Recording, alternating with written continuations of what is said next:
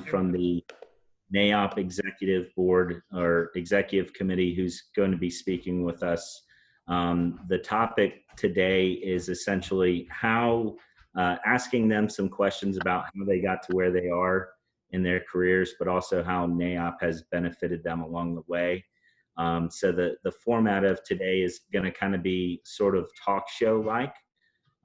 So I'll be asking some questions, and then some members of the committee will potentially chime in after each question, and we certainly welcome some questions from the audience along the way. So don't feel shy about that. If you have a question, go ahead and pose it in the chat or use the blue hand within the program to wave. As always, we're always very appreciative of our sponsors, so we'll roll through our sponsorship here. Everyone is hopefully familiar with them. If you're not, please visit them and find out what each group does, and take time to really see what all they do and offer, and how you can become a part of what they do and work with them. That's kind of the beauty of NAIOP. And Lindsay will be introducing our panel, our speaker panel, and then we'll get started. Our next event, by the way, we've got the office market update on June 18th. That's going to be from 12 to 1:15. If you've never attended the office market update in person, it is really a good event. This is obviously going to be during Zoom, but Zoom is a great platform, and I'm sure it will be great content. And then our next event for the developing leaders is going to be on July 20th. That topic is from developing leader to developer, and we're going to be talking about, hearing from 3 different groups of people who are younger people and have actually gone through the development process. And you know, some of these guys have started, actually everyone started with nothing and have really done some great deals. So that's July 20th from 4 to 5 o'clock.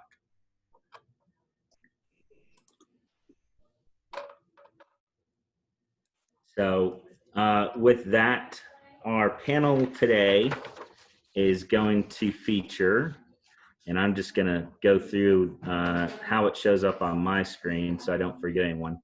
Tim Perry. Tim works at Duke Realty. He's responsible for the industrial portfolio in Orlando as well as Tampa. Tim has been doing real estate for a very long time and is the president-elect for NAIOP next year. We have Charlotte Manley. Charlotte works at Kimco, and she runs Florida for Kimco, who is a retail developer and owner. She has been involved in NAIOP for quite some time as well. Brendan Dedekin, he is at Prologis and is responsible for all of Central Florida. Prologis has grown significantly recently. They just purchased Liberty, so he has got even more responsibilities. Brendan was most recently president of NAIOP and has been involved for a very long time. We've got David Murphy.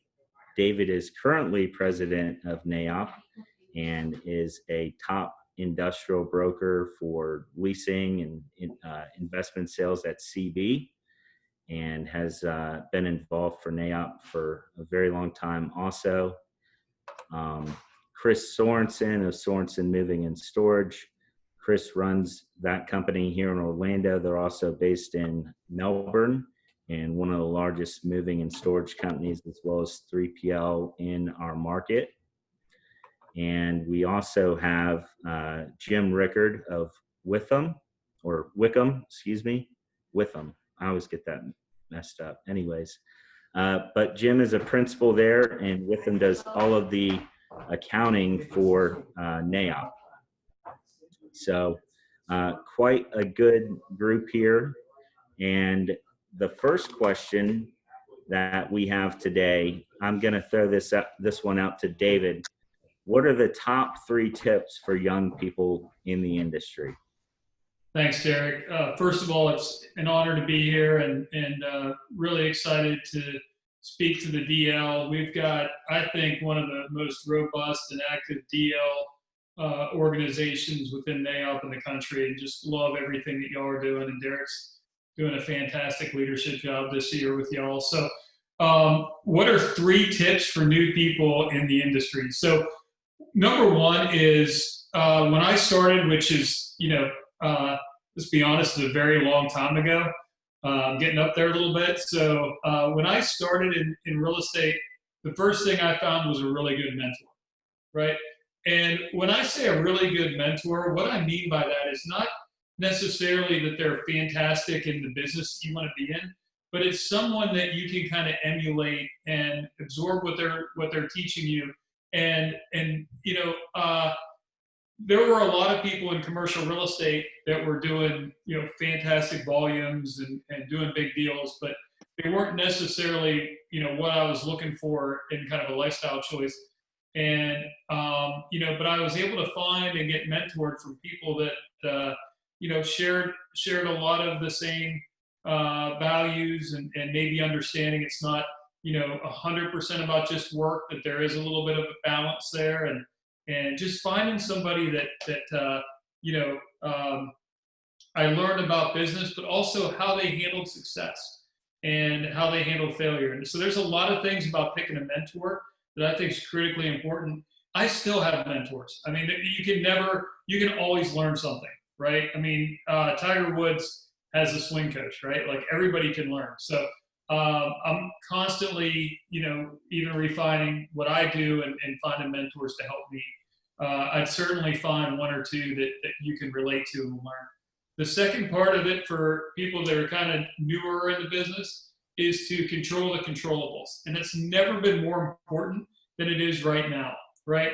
I don't have a response to COVID-19. I'm probably not going to invent, the thing that stops the virus, right?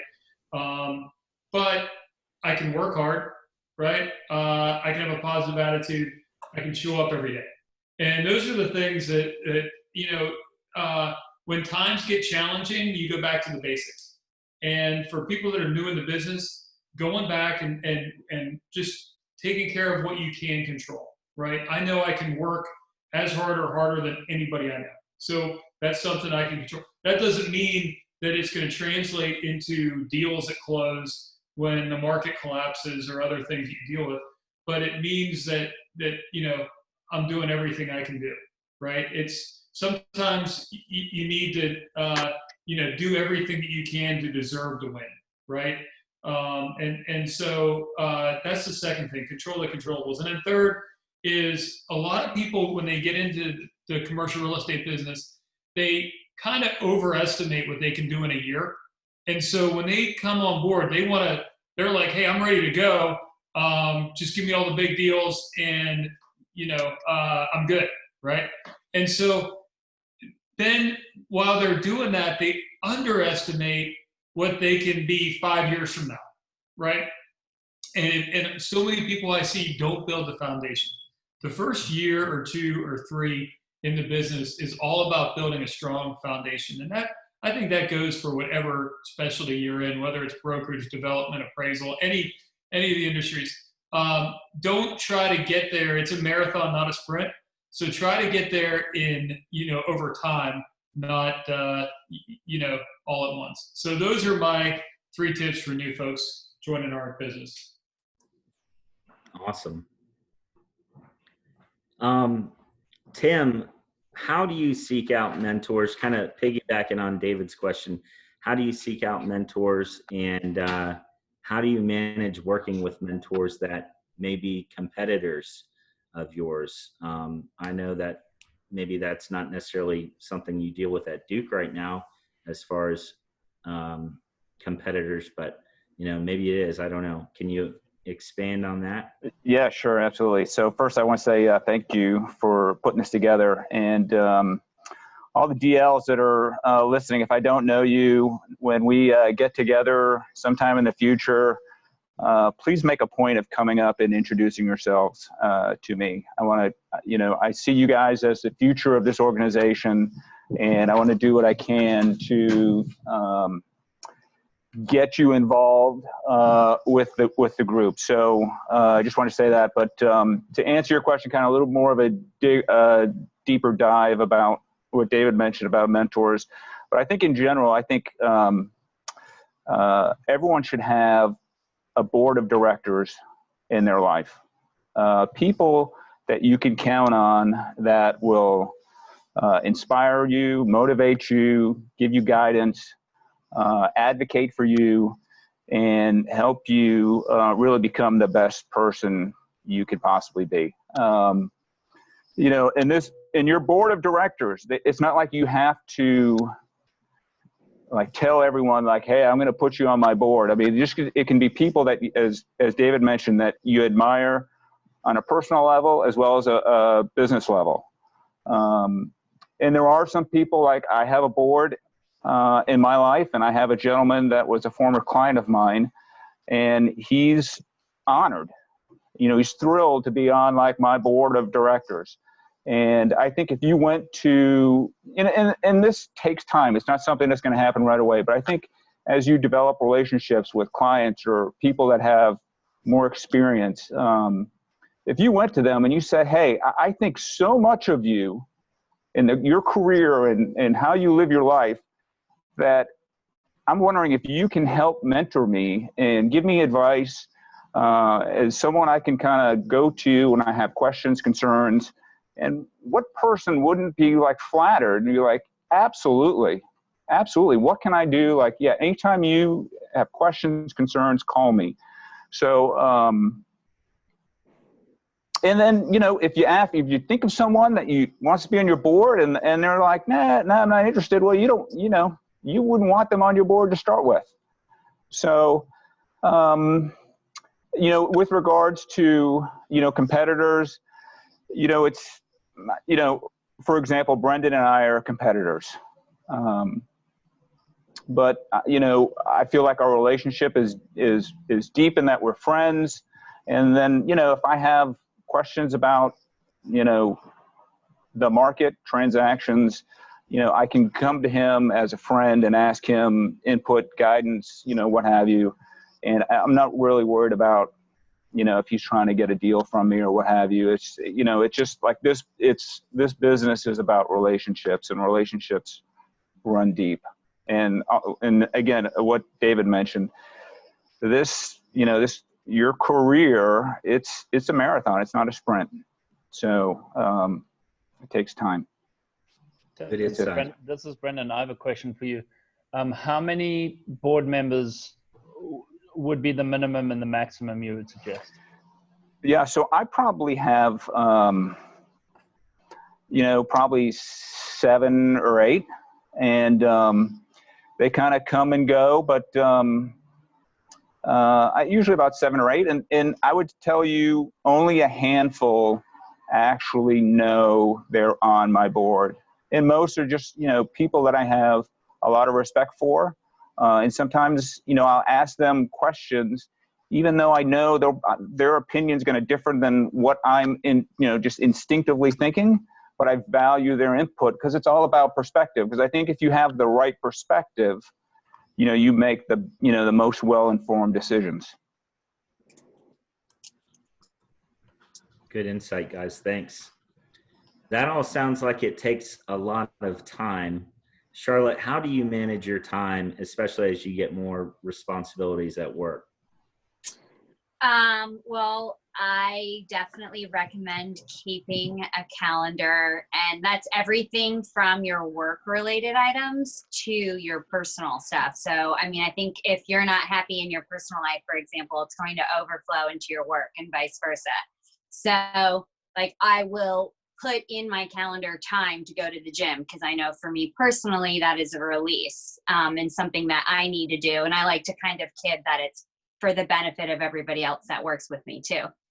But I am meticulous at keeping very detailed notes, and I stay hyper organized. Obviously, I think it probably goes without saying, the more workload you have, the more important it is for you to stay hyper organized or to get yourself hyper organized. And I'd also say it's important to identify those who are on your support team, who potentially can help you where you have weaknesses. So if I know that there's something about my personality that maybe I'm not the best at doing, I try to find somebody on my team that maybe can pick up where I fall short. And I think when you start to do that, it certainly helps you overall, and you're able to run much more like a well-oiled machine.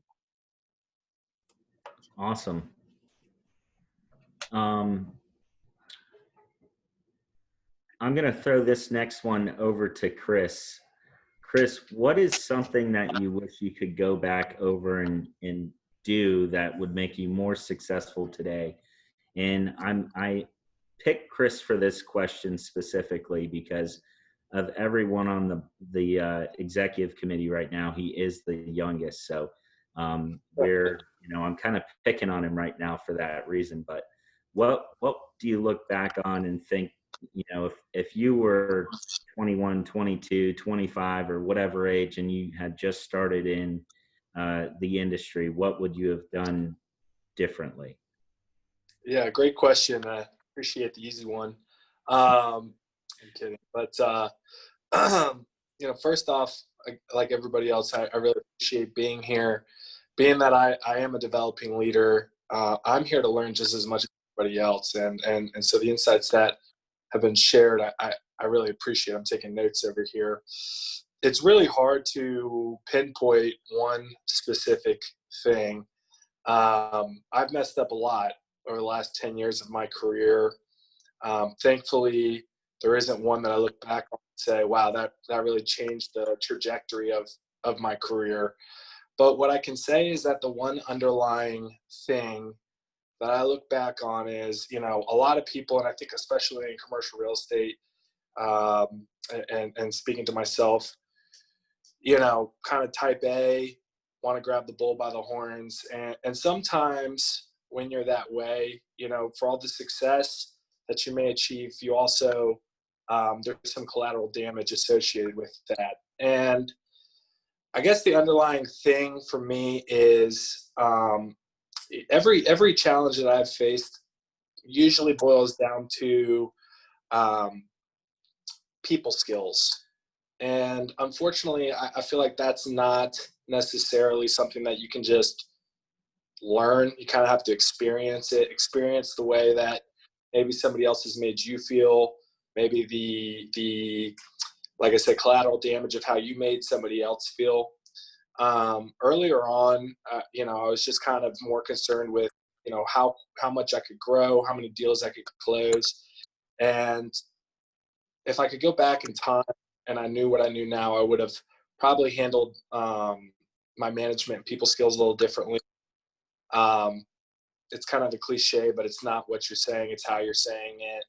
I think the way, I spend a lot more time now figuring out, how do I want to deliver this message? What exactly is the message I'm trying to deliver? What's the outcome? And it's not really just about managing a team.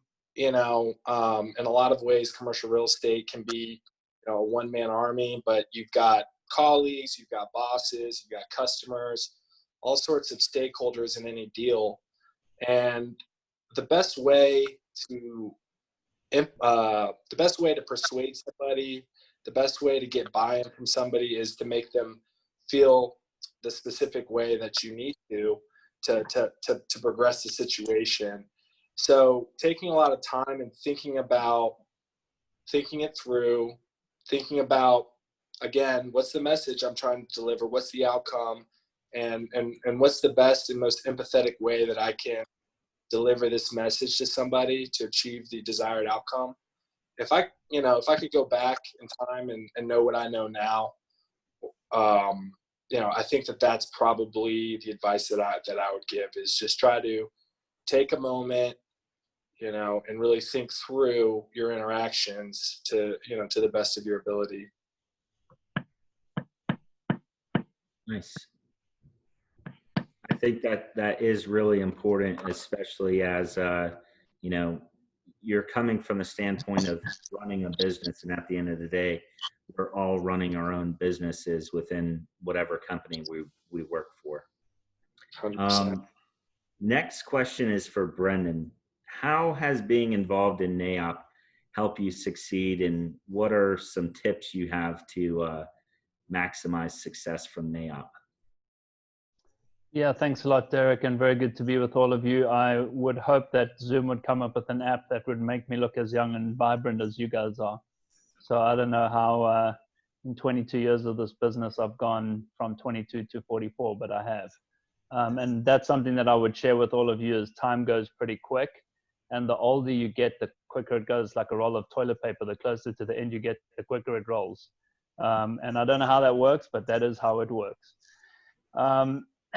What advice would I give you guys? I would say that you will only get out of NAIOP what you put in.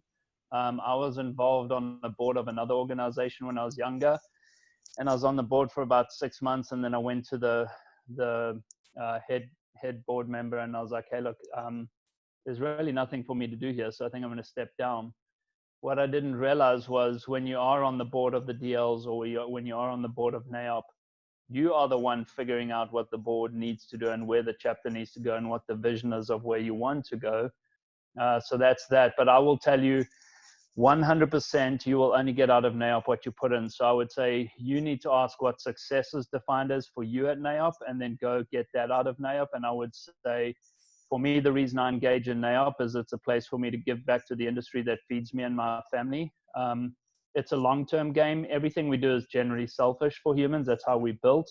The question is, are you trying to win today, or are you trying to win 10 years from now, 100 years from now, or eternity? What's your time horizon? And I would say that NAIOP is one of the things I contribute towards. That's for the long-term horizon. Great info.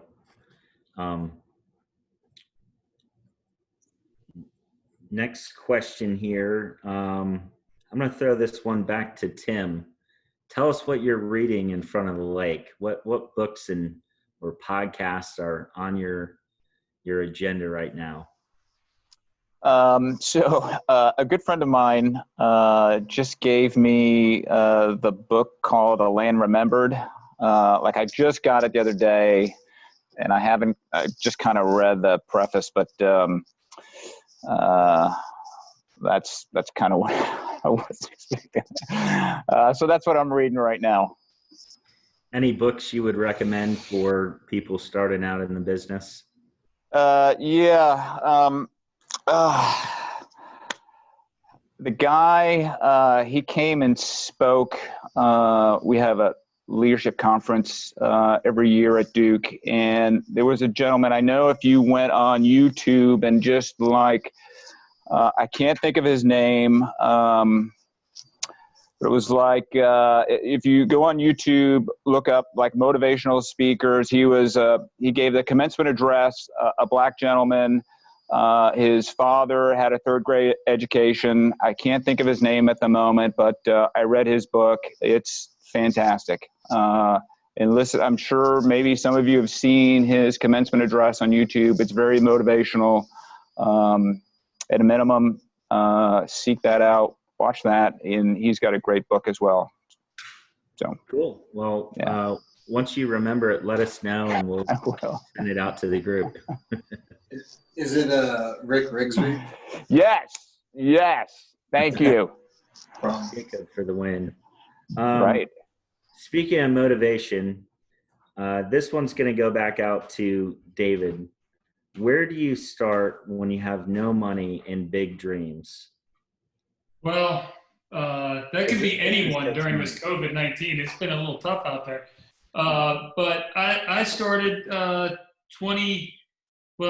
started in 1998, 22 years ago, moved to Orlando, didn't know a soul in Orlando, picked Orlando because my parents bought a second home in Merritt Island, and I knew they were retiring down there, and I grew up in a rough steel town in central PA and didn't want to live there the rest of my life. So I loaded up my Ford Escort with everything I owned, drove it on down to Florida, and started with no money and didn't know anybody and just went at it. And, you know, how did it happen? One is, do you love what you're doing enough that failure is not an option, right? I think so many people get into commercial real estate because it kind of looks lucrative, and maybe it, you know, they didn't want to be, you know, in another profession, and maybe commercial real estate's a good fallback.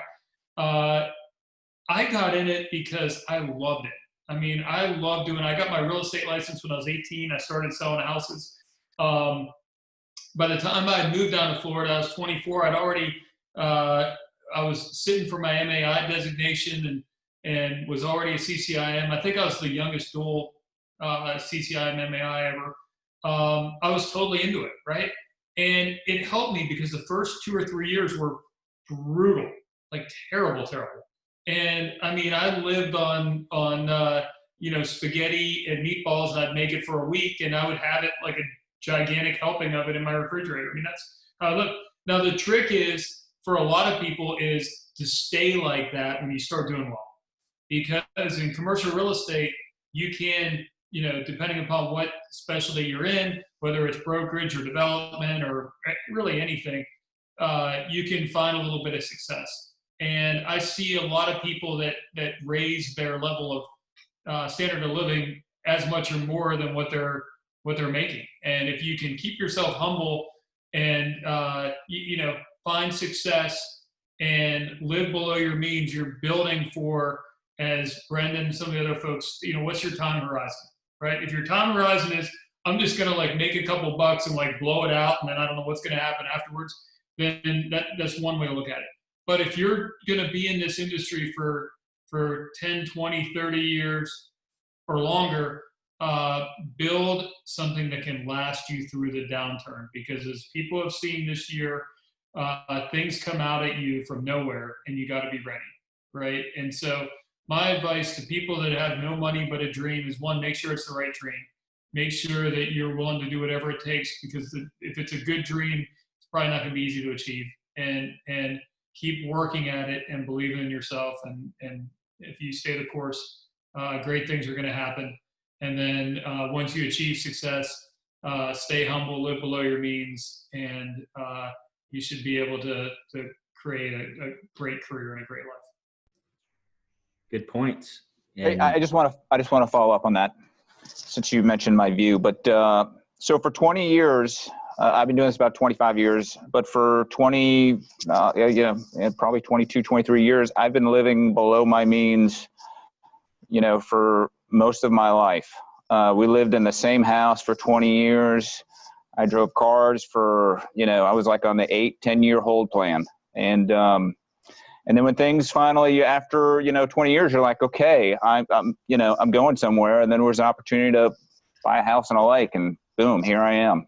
But it was 20 years plus years of just living way below my means. I had some good years where you get a nice pop, but you're just like, you know, I'm not going to just roll out on a, you know, whatever, stupid car or something. So live below your means, and you can withstand the downturns for sure. I think that's applicable to anyone, whether you're in brokerage or not, because, you know, I've heard instances of, with all this COVID stuff, people with, they just got a promotion, and now their company said, look, we're not going to furlough you, but we have to drop you down to an entry level pay. And, you know, if you're extended beyond your means, or you're not ultra conservative with your money, you know, bad stuff can happen to you. So, and especially in our business, because let's face it, it's cyclical, and there's nothing any of us can do about it. Next question is back to Charlotte. What's been your biggest obstacle as a leader in your company and our community here, and how did you overcome it?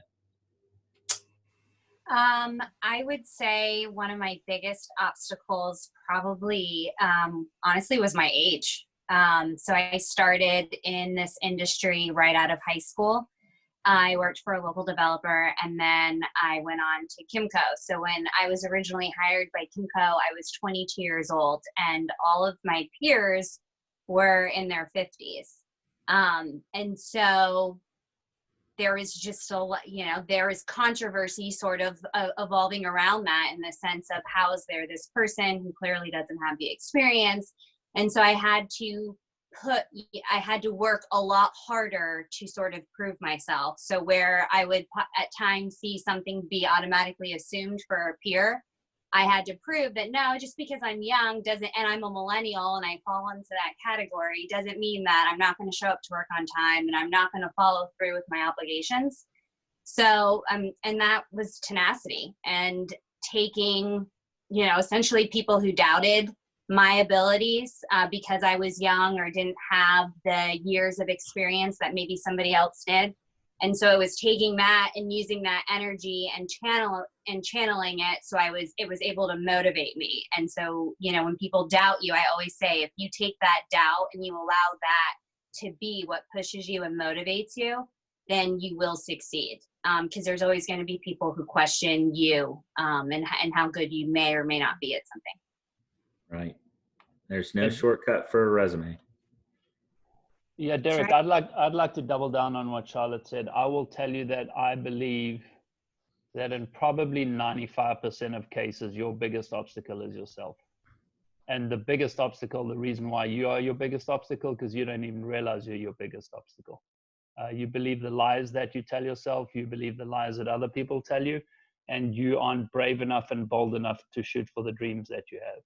So I'm telling you, in most cases, you are your biggest obstacle. I agree. We have one more question on the question bank, and I want to pose this to everyone who's on our panel. So I'm just going to start from the top of what I see on my screen. Tim, what do you think makes you successful? My mother-in-law paid me, I think, one of the best compliments I ever received. She said that I am the most determined person she has ever met in her life. I just, if I set my mind to something, I'm just going to make it happen, and nothing's going to stop me. I may not be the smartest person in the room, but I will outwork, the next person. And that's just that's what motivates me and makes me kind of the person I am. And it got me where I am today. Nice. Good stuff. Brendan, what makes you successful? Trying to keep up with Tim.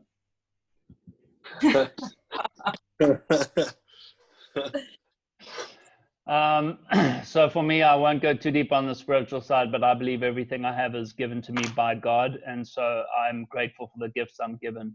On the human level, I would say that it's consistent hard work over time and a willingness to have very limited fear of failure. And my limited fear of failure has come because of life experiences. And so anything that's worth achieving, you have a greater chance of failing than succeeding. And if you fear failure, you probably won't go get it. Good point. Charlotte, what makes you successful?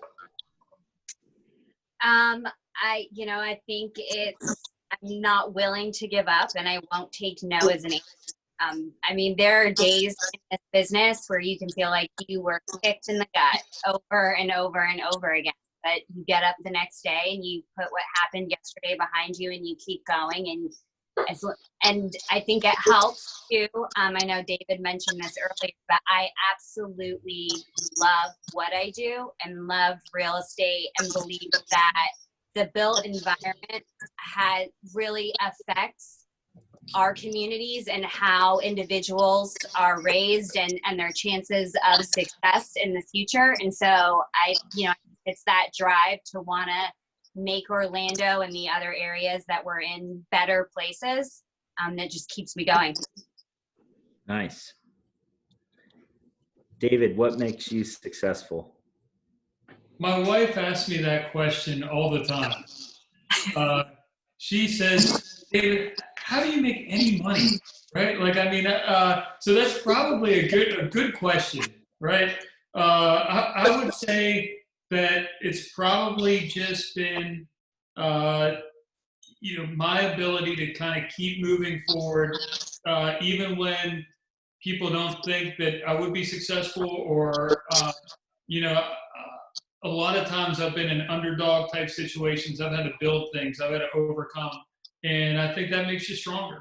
And I think that just if you're willing to persevere, like, I mean, if you hear, there's so many common themes from everybody, right? Work hard, persevere, don't take no for an answer. Like just basic stuff. It's why, like, when you ask Derek, when you ask the question to Tim of like, how do you mentor your like competitors? It's because like the steps are simple and really tough, right? Like, I know Arnold Schwarzenegger's workout program, right? I can go online. I can know exactly what he did. I can follow every step. I'm not going to do it because it's really tough, right? And I don't look, and unfortunately, I just don't look anything like Arnold Schwarzenegger. But the steps are there, right? I will sit down with somebody right now and I'll explain to them the 20 things they have to do in their career to get to where I'm at, and they can do it in the next 2 or 3 years. And I'll give it to them, and I guarantee nobody will do it. So it's really the steps are simple. If you just take to heart what Tim said, what Brendan said, what Charlotte said, I mean, the stuff that Chris mentioned, I mean, they're all common themes. It's really simple, and yet it takes a lot of hard work to get there. Good point. Sorensen, what makes you successful? Well, I'm not sure I would say I'm successful yet. I kind of view it as like a game, and maybe we're in like the second quarter, so maybe I've had some success, but certainly not there yet. And I think that keeps me hungry. Another thing about me is I view myself as pretty introspective, just always trying to, whenever challenges or situations arise, looking in the mirror first, not trying to point blame, but see what I can do to positively impact the situation and be better moving forward. And, kind of just trying to stay hungry and get better every day, make every day, view every day like a practice, and try to get better every single day. Point. Well, guys, I really appreciate your input on all of our questions, and hopefully everyone picked up something. If you learned one thing today, then it was worth your time. I can tell you from my experience, NAIOP has been instrumental to my growth within the industry. I've made a lot of money off NAIOP, actually. So I'm going to continue to do it. I hope everyone does too. Definitely get to know people who are involved in NAIOP and use them as resources and look to them first. But with that, I want to also introduce, or not introduce, but open the floor to any questions anyone has. I've received one so far that I'll pose to the group, but right now, if anyone has any questions, go ahead and ask them and we'll keep moving.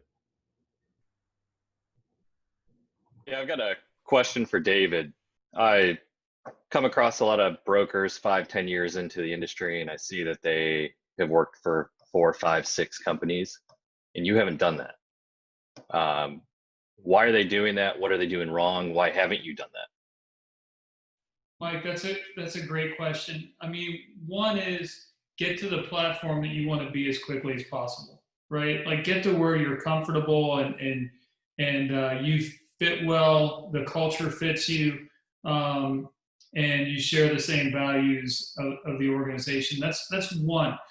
I think in our business, a lot of people don't want to accept their own shortcomings and things that they need to work on, and maybe look at it as like, hey, maybe it's the company I'm at and not me. And I think it's like, even if I was unhappy, I would still want to be the best employee at my company, even though I was unhappy there. And then I would find a place to go to, right?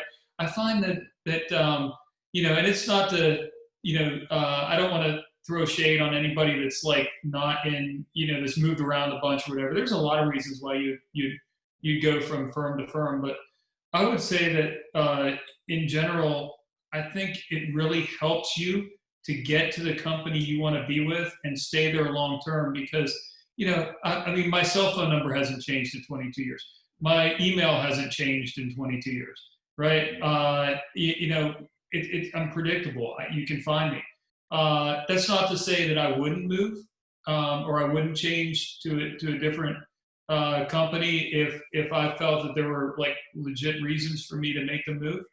But you know, I see a lot of people jumping around, and it's confusing to you. It's confusing to your customers, and you know, I'd rather see somebody make one jump than make 2 or 3 or 4 jumps to find the right fit. Doesn't say that doesn't mean that there aren't situations where you do have to bounce around to find the right fit. And so it can happen. And I know people that have bounced around to 4 or 5 places and are great, and then finally found the right spot and they're doing wonderful. So it's definitely possible to do, but I personally think it's been a huge advantage to me to not have that as a distraction and really just focus on my clients and building the best business that I can and not having to rebuild my brand every couple of years. Point. Great, thank you. We have a question for Charlotte. Charlotte, love to learn more tips on how you become better / stay hyper organized as your responsibilities increase and stay ahead of that growth process. I mean, I was born this way. I don't know. Like, it's probably an annoying habit to some people, but yeah, I'm just anal, and I'm extremely type A, control, and just like to lay it all out. So I keep a running list of absolutely every single task, no matter how small or how large. It's always going, and I just cross it off. And I don't know, I think some of it too with lists is there's a thing about crossing it off. It makes you feel like you've accomplished something, but then that way I actually also hold on to them. So if for some reason in 25 years I decide I want to go back and know what I did on June 15th in 2020, I will have that information there. But yeah, I mean, other than having, you know, utilizing, I guess if you use a CRM, since I'm more on the sales side, we have a CRM system. So that's definitely something that I would recommend to folks if you're on the sales side to definitely use. We use Salesforce, and I think that really helps keep a chronological log of all the contact that you have had with this person, so you can go back at any point in time and know exactly where you stand. Point. Can I just add on to Charlotte's, because CRM is something that I've also used, and the one that I use I really like is Pipedrive. So Salesforce is obviously the 800-pound gorilla in the CRM market. It's probably too much horsepower for my organization because we're a small company. So for people out there in a small organization where maybe that isn't maybe in your price point, Pipedrive is one that I use that's really user-friendly, and kind of like almost like WordPress is for making a website, or Squarespace. It's one of those things where you can kind of just play around with it and figure out how to do drip marketing and other campaigns. So would definitely recommend checking that out. Nice. Any other questions, guys? Yeah, I have a follow-up one forward. That I know we talk about mentors a lot, and I think a lot of us have mentors or people that we would view as mentors, whether or not they know they are. How often I guess this is kind of for anyone who wants to answer, but how often do you reach out to your mentors to get coffee, get drinks, go to dinner, whatever it may be, or just talk on the phone? Because a lot of people that we would view as our mentors are the ones that we're talking to right now. You guys are higher up in your company and obviously have a lot going on. So to take the time to spend time with us. It means a lot to us as well. So we don't want to ask too much, but also, you have to foster the relationship. So what do you think is the best practice for your mentor? I can speak real quick. I would just say some of it is follow through. So I know from the mentor standpoint, a lot one of the number one complaints I have always heard, regardless of organization and who's involved, has been that you have mentors who will sign up to participate, but then the mentee doesn't necessarily follow through with the email they were going to send, or if they were given some, assignments or something like that. And so I think it's the follow through, because obviously everybody's busy, but it will become more and more challenging to get that response if the person on the other end doesn't feel like they ever see follow through. And sometimes it could be that you're actually doing it, but maybe you're not communicating it. So communicate to them like, hey, look what I did. I listened, you suggested this in this meeting, and I did this here, and it worked out. Your mentors love to hear that, and then they know that you're taking it to the next step. Yeah, and I'll piggyback on what Charlotte said. I would say, Jacob, that I think you want to get better every day, so you should be doing something every day. That doesn't mean necessarily engaging with the mentor one-on-one, but it might be a phone call, it might be an email, it might be something you read in a book. I think there's many different ways to get guidance, and something that has generally worked well for me in life is the hardest path is normally the best path, and so no pain, no gain, right? So if somebody's talking to you and at the end of the meeting you feel really good about yourself, you've probably got the wrong mentor. If at the end of the meeting you're like, damn, I got a lot of shit to work on here, you've probably got the right mentor. That's very true.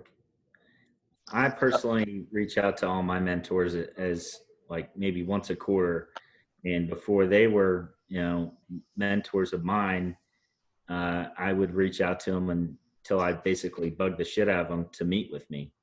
So that's my tactic. So You'd be surprised how much people want to help, right? I mean, I think people want in our industry to help, and I'll bet if any of the DLs sent an email to anyone, any of the speakers today, and said, "Hey, I'm thinking about this. What's your take on it?" Or "How can I get better here?" or whatever, I would bet you'd have 100% response percentage, right? I mean, it just feels like the people that are truly successful in any business want to help. I mean, it's like, why are we all doing this? Why am I here today doing this? It's because like there's just a natural feeling of everybody here to help. And I don't think too, you don't need to have like one or two. I reach out to people like, even now I've got problems. I don't know how to solve them myself.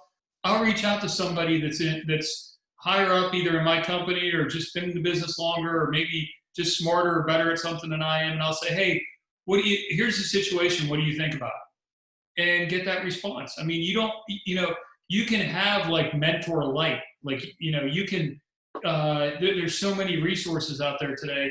You can reach out to someone and chances are you're going to get a response. I'm surprised, frankly, more people don't do it. Good point. I have one real quick too. All of you, thank you for the time again today. So you've all been with your companies for a number of years now. I'm just curious to know, in the last 5 or so years, how technology has kind of impacted you, how your day-to-day operations and how you kind of tackle your day-to-day. How has that changed for you? And how have you been, willing and open to adapt to that and, kind of get in front of that and, be more open to implementing, some of those things into your life and your, on your workload? I love it. I know when I first started at Kimco, I thought we were archaic and just like a dinosaur, and did not have we had not spent money on technology. But in the last 5 years, we have made significant investments on the technology side. I mean, there's definitely been, for some folks, it's a little bit more challenging than others. I think it's all a blessing. I love sort of the data analytics now that you can get from a lot of the technology softwares to see sort of where you're being efficient and where you aren't and how you can track, different moving parts to things. So I think all of it's great. And I think with any of it, you just have to keep embracing it, because that's technology isn't going anywhere. So there's no point in fighting it. You might as well embrace it and, figure out how you can use it to the best of your ability.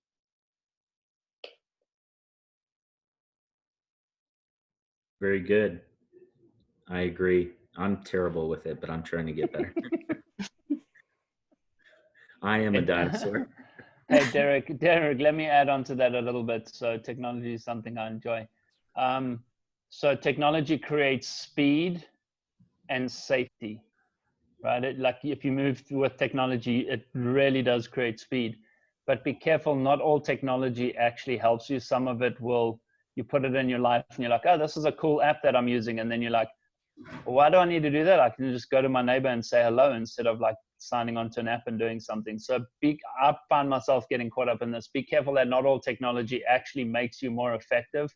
It might just make you more busy, but technology does create speed. And if I can piggyback off Brendan, in the context of sales, I do a lot of cold calling, a lot of prospecting. I get cold called and prospected as well. A lot of emails get deleted.